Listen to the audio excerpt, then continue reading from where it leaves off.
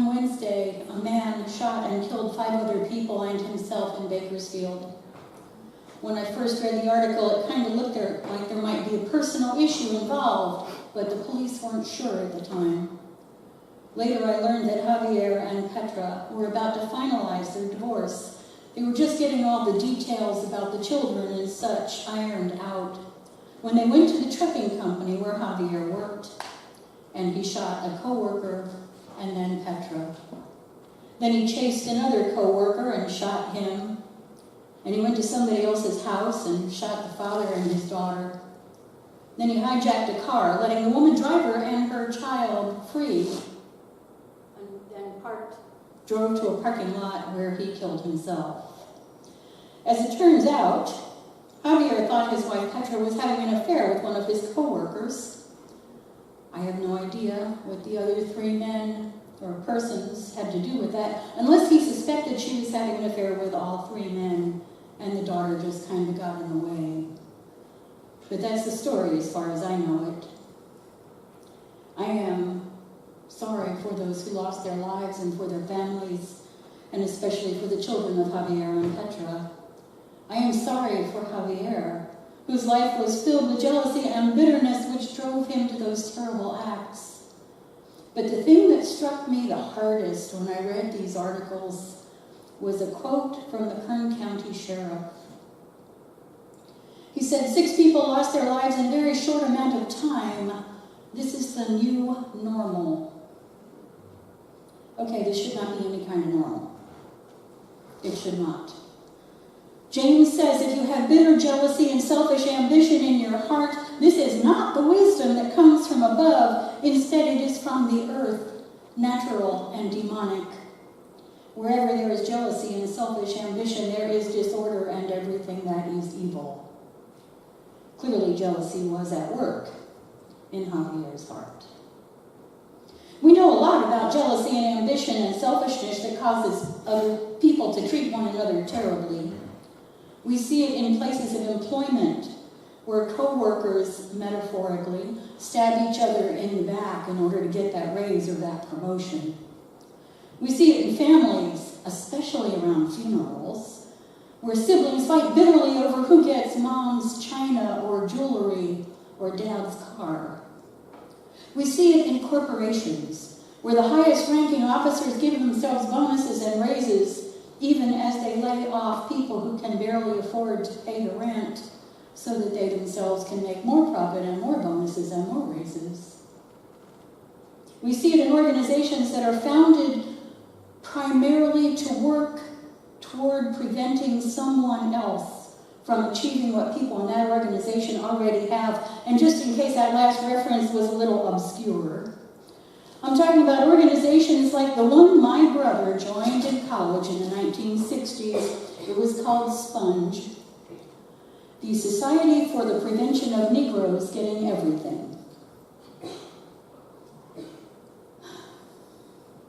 We see it in individuals who, not knowing any other way to cope, deal with their jealousy and bitterness and anger by taking a gun and killing 6 people, or taking a car and running it into a crowd of protesters. Now, I'm not saying a word about guns, or who should have them, or what kind, or any of that, because the point in this passage is not about a weapon. The point is, how is it that people go straight to violence? How is it that we are not teaching them that guns and fists and knives and drone strikes and boots on the ground are not the preferred first response? How is it that the followers of the Prince of Peace do not, or perhaps even cannot, teach the kind of wisdom that brings peace? What is that wisdom?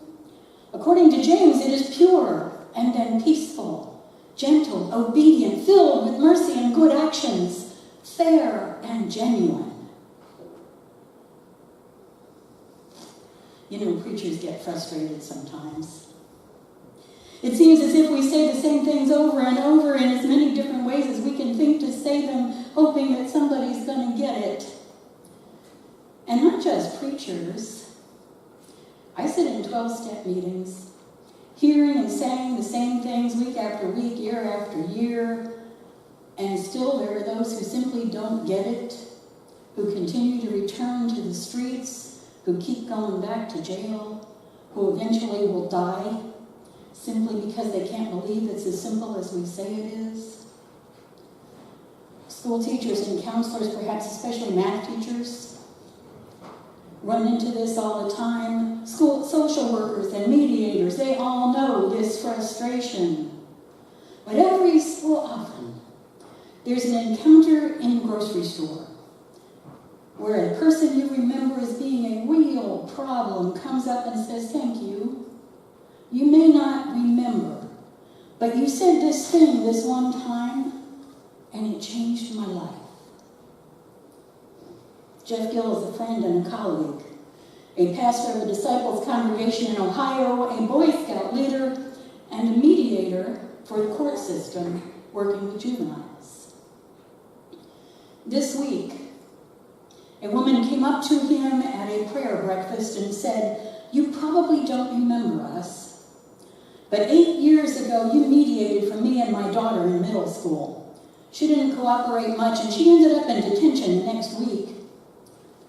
And by detention, they mean the juvenile detention center. "But you never stopped thinking about what you said. We kept talking about what you suggested. And after 4 trips to detention, she got hold of herself, graduated high school, and is in college doing great. I thought you'd like to know." And he was grateful. He was grateful to hear that. He was kind of wishing it had happened faster, and she did go back to detention 4 times. But still, eventually, she heard what he said. It is hard to hear the quiet words of wisdom over the loud clamor of the world. It is hard to do the peaceful thing to achieve justice when the world insists that might makes right. I watched the movie Black Panther this week.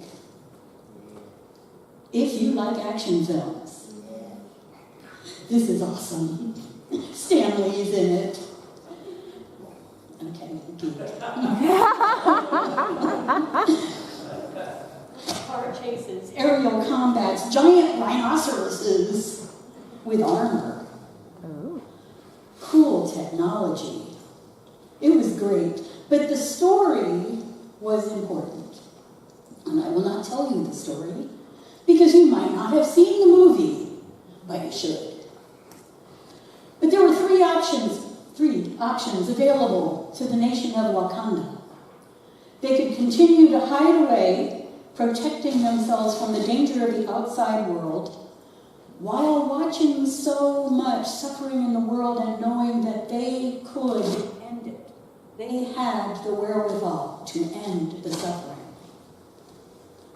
Or they could take their advanced technology, kill all the oppressors, and make the world over in their image, thus becoming the oppressor.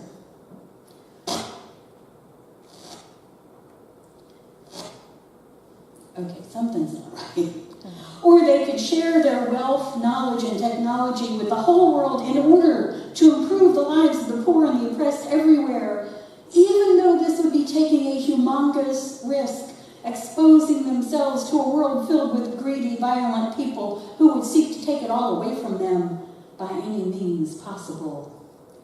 They had hard choices to make. As Christians, we also have hard choices. We can keep our faith to ourselves and watch the world suffer when we have the answers to ease the pain and hunger we see all around us. We can allow the world to continue to loudly proclaim that might is right and that violence is the answer and that we have to get everything we can from everybody we can because there just simply isn't enough to go around. That's what the world would ask us to believe. Or we can risk ridicule and anger from others when we say what we know to be true, that in God's kingdom there is always enough. There is always more to share if we can turn away from greed. There is always a peaceful solution when we renounce violence and seek to find God's wisdom for a way forward. That justice, real justice, is achievable through a desire for healing, not through anger and vengefulness. That oppression can be ended when the hearts of the oppressors are turned from fear and greed to love and a giving spirit. That God's kingdom exists here and now when we choose to live in it. Because it is our choices that will make the difference between love and hate, peace and violence, justice and vengeance, the way of the world and the wisdom of God. When we turn to wisdom, we are the peacemakers. For as James said, those who make peace sow the seeds of justice by their peaceful acts. We can be the peacemakers if we seek God's wisdom and do what God calls us to do in the world, rejecting the world's loud clamor and embracing that which is pure, and then peaceful, gentle, obedient, filled with mercy and good actions, fair and genuine. My brothers and sisters, when we go from this place today, let us choose God's wisdom as our guide.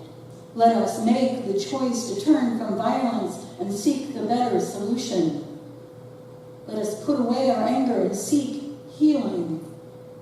Put aside the soul debt that comes from sin and embrace the joy of obedience to God's will. Let us live in the love-filled order of God's kingdom and not in the angry disorder of the world. Let us carry the peace of Christ from this place, from these lights, out into the world. And now stand with me as we sing our praise to holy wisdom.